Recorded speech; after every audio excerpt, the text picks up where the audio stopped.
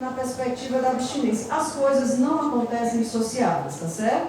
É o incremento, é dizer, é a abstinência que funciona, a redução de danos não funciona. Lugar que faz abstinência é comunidade terapêutica, e aí vai, né? Então vamos financiar mais, tanto as comunidades como os leitos em hospitais psiquiátricos. Em 2019 ainda a Lei 13.840, que prevê a internação compulsória de pessoas que fazem uso abusivo de psicoativos lícitos e ilícitos. E essas internações compulsórias preocupam muito, né? Às vezes acontecem de formas massivas, como já assistimos na Cracolândia, algumas vezes, não foi só uma vez, né? Mas mesmo quando acontecem de forma individual, preocupam demais, né? Porque assim, quem determina? Por que determina a internação compulsória? E quem é que vai dizer quanto tempo, por exemplo, o adolescente vai passar internado? Tem coisas muito intrigantes. Tem situações em que a equipe de saúde diz ao juiz: já desintoxicou, já deu, já cumprimos nossa missão, e o juiz diz: não, tem que permanecer mais tempo. E aí os argumentos são vários, né? Porque não vai ser bom voltar para o seu contexto social, porque tem que ficar longe da família e por aí vai. Podemos passar.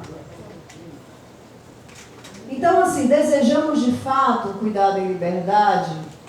Quais são os interesses em jogo? A gente vive numa situação, numa sociedade, a gente tem conflitos de interesses, mas quem são quem representa quais interesses? Bom lembrar isso no ano de eleição, né? Que a gente, assim, aqui, né, no calor do Doido é Tu, fora Bolsonaro, ou dentro do fora Bolsonaro, mas estou muito preocupada com quem é também, que a gente vai colocar no Congresso Nacional, né? No governo do Estado. É muito preocupante. Como sustentar o projeto do cuidado em liberdade com uma democracia tão fragilizada?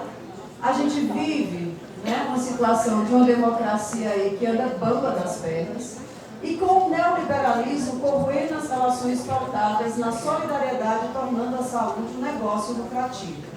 Como é que a gente reinventa a reforma num clima, num contexto político muito diferente daquele da década de 70, que era de reabertura democrática? Eu acho que esse sim é um desafio grande, né? Com a precarização de vínculos de trabalho. Enfim, eu vou falar mais disso. Por favor, pode passar. Passa de novo, que isso aí foi um slide ser duplicado. Pronto. Estou já finalizando. Eu sei que vocês estão, né? Imagino que vocês estão cansados. Não esquecendo do eixo principal, que é uma sociedade capitalista, né? Sim. E não só capitalista, porque já era há muito tempo, mas acho que o neoliberalismo dá um outro tom a esse capitalismo, e uma democracia fragilizada. Nos últimos anos, o que temos vivido, né, no lugar de uma abertura para dialogar com o diferente com a alteridade, é um incremento do ódio pela diferença.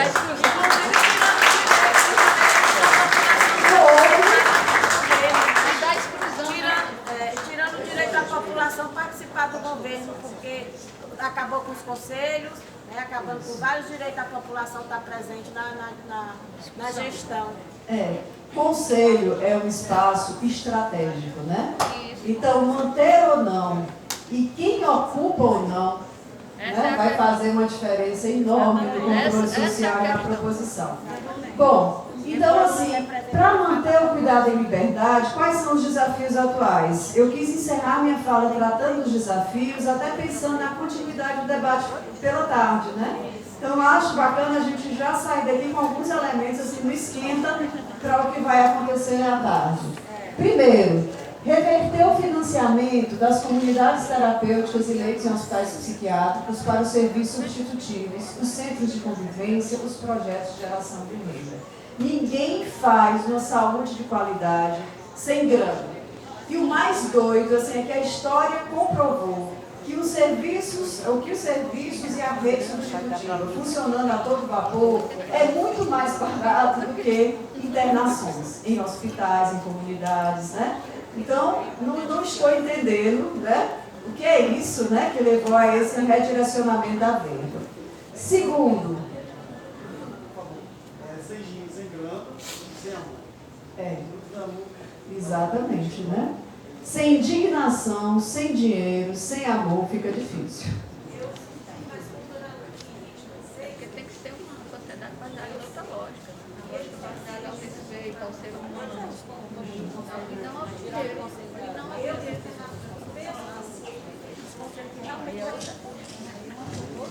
Sim.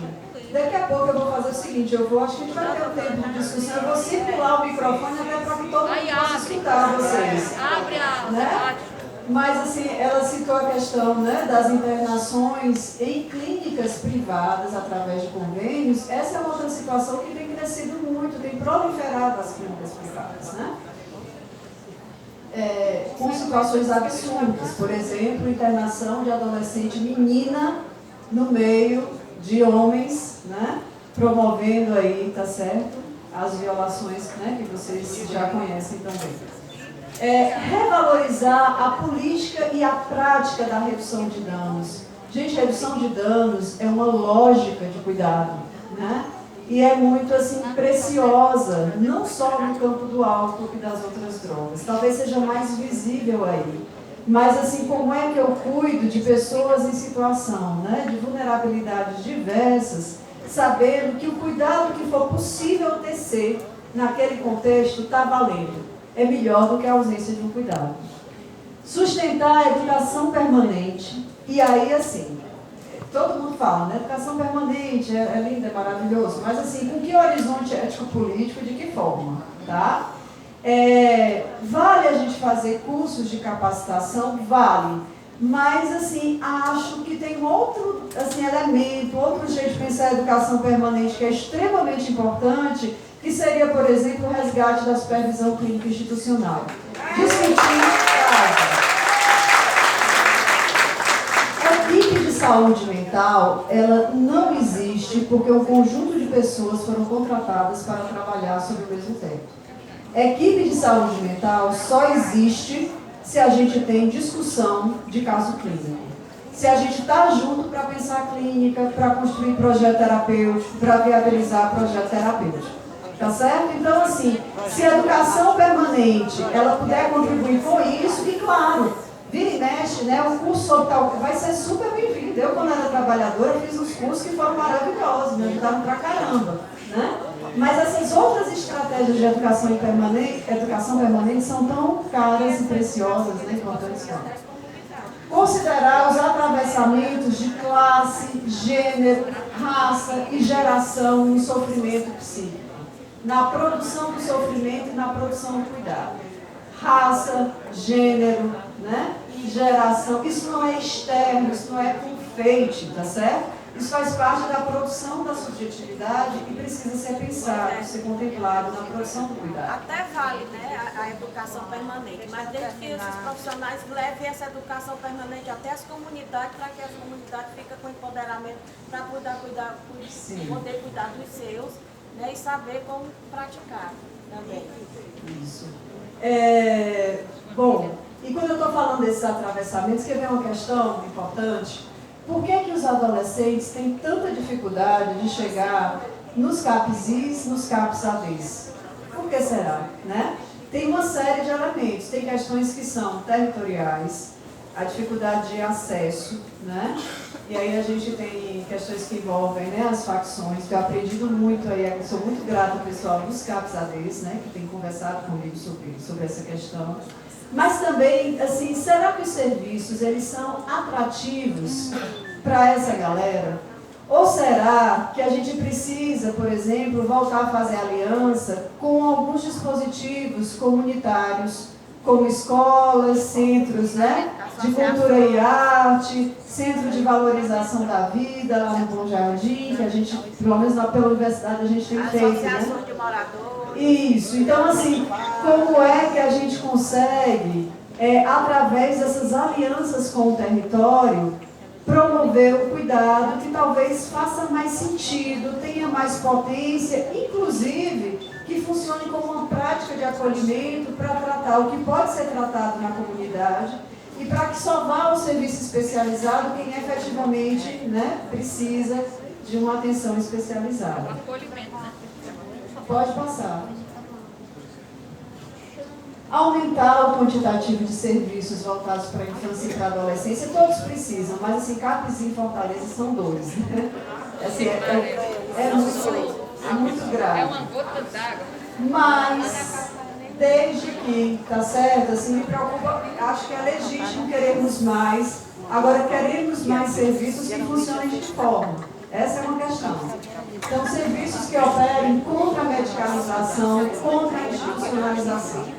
Eu acho que assim, não são só, gente, eu estou já acabando, não são apenas os serviços, né, mas um cuidado muito grande com os profissionais que vão ali atuar e as linhas de cuidado que vão ser desenhadas nesse cotidiano de trabalho. Colocar o trabalho territorial como uma prioridade, né, trabalho territorial não deveria ser, se der tempo, deveria fazer parte da agenda. E a gente deveria criar condições aí de gestão, né, através da gestão, para que o trabalho territorial possa acontecer. Precisa transporte? Precisa, né? Tem uma história de um ponto aqui em Fortaleza que eu sei que dificulta o trabalho territorial, né? Você bate o ponto na chegada, aí vai para o território, aí tem que voltar correndo, às vezes não dá tempo, né? Então, assim, trabalho territorial é prioridade ou não? E por que ele seria uma prioridade? Para mim, assim, seria toda a prioridade, porque ele, inclusive, sendo bem feito, vai diminuir o próprio fluxo e a superlotação dos serviços, né? Porque uma parte dessa demanda você trabalha na própria comunidade em alianças que vão ser extremamente potencializadoras do trabalho da saúde mental.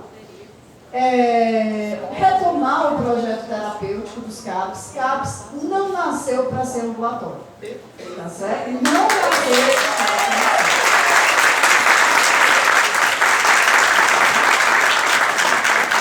se tem se tornado, tem algo aí para a gente rever, né?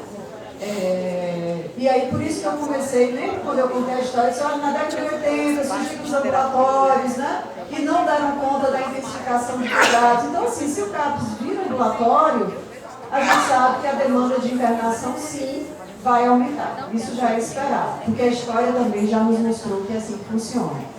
Fortalecer práticas de saúde mental na atenção básica, são coisas que já são sabidas, né? Só falta a gente fazer acontecer. Fortalecer os concursos públicos para a saúde mental.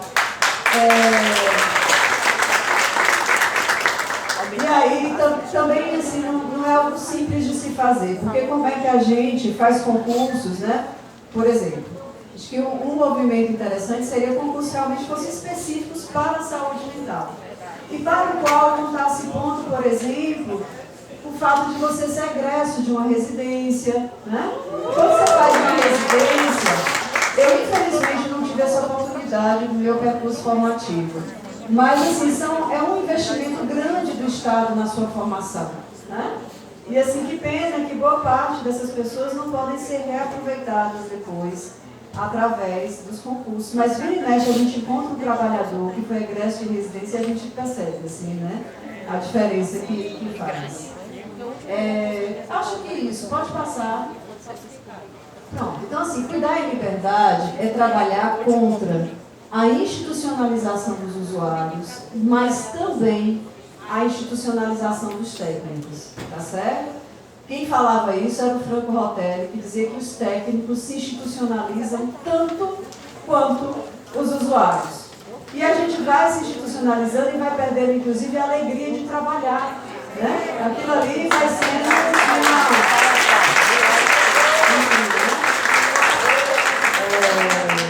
um lugar para o qual você tem que ir todo dia, né? Fazer determinadas funções, mas você vai perdendo a alegria. E eu acho que hoje a gente teve assim, várias